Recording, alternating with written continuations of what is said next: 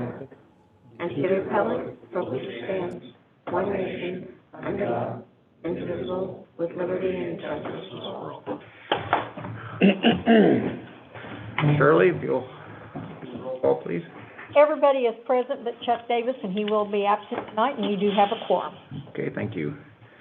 Consent agenda from February 8th meeting. Had a chance to review, and if so, are there any questions or issues?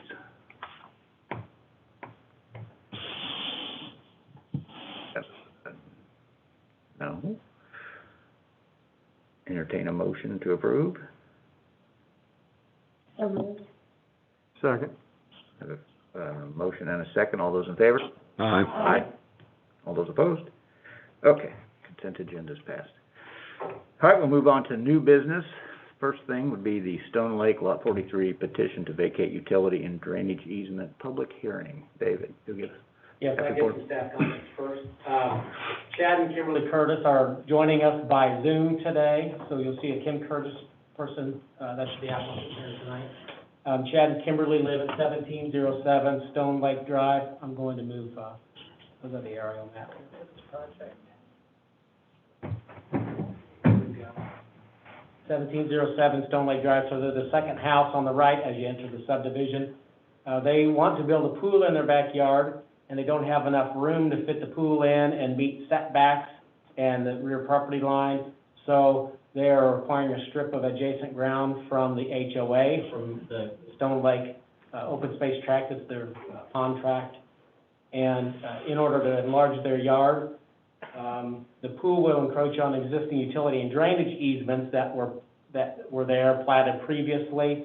And so they've made an application to a petition application to vacate some utility easement and drainage easement in that area so that they can fit the pool in their yard.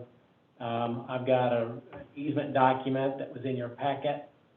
This one's color-coded for those here in the audience, but this would be the house that they live in. Their existing rear lot line is this line right here. So the application would be to vacate this utility easement outlined in red, which was the platted utility easement along the back of their property. This area would be property they would acquire from the homeowners association. This hatched-in area would be an area of utility easement and drainage easement that would be vacated by their petition to vacate, and they would fit the pool in this area here. Now you'll see outlined in blue, there's a replat application that was also submitted that'll be the next item on tonight's agenda. As part of that replat, there's a dedication of utility easements along the side property line so that the utility easements can tie in. It would wrap around the outside of their lot, which is what's typical in utility easements on lots. And then that would allow the utility company to tie back into the existing facilities that they have going to the north and going to the south. The HOA signed a deed for that boxed-in area that they will be granting to. I'm sure that there was an agreement in there, maybe probably financial, but that's not part of what we go over. But they will deed over that property to the Curtises. They also notified me that they are okay with this application to vacate. Public notice was posted in the Kearney Courier on February 25th and March 4th. And notice was also sent to all the utility companies that serve the neighborhood. Spire responded that they will go through their own internal vacation process. They actually go through their own review process and record documents when easements are vacated. Black Clay contacted me to make sure that they understood the scope of the project and that the remaining property along Tract A would still be utility easement and drainage easement. They wanted to just confirm that that was the case. They had no problem with the application tonight. Staff recommends approval of the vacation of general utility easement and drainage easement as proposed. This request will be forwarded to the Board of Aldermen at their next meeting.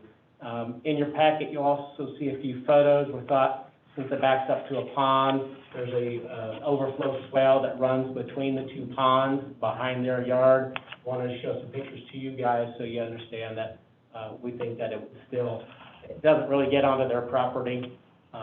the swale is a little bit off of that, off of their proposed property.